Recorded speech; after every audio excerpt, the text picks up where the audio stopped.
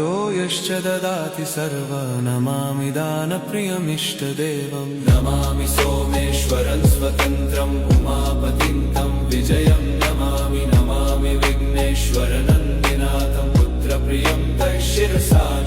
नमामि देवं भवदुःखशोकविनाशनं चन्द्रधरं नमामि नमामि गङ्गाधरमीशमीड्यमुमाधदं देववरं नमामि नमाम्यजादिशपुरन्दरादिसुरासुरैरचितपादपद्मं नमामि देवी मुखवादनान इक्षार्थमक्षित्रितयं यैष पञ्चामृतैर्गन्धसुधूपदीपैर्विचित्रपुष्पैर्विधैश्च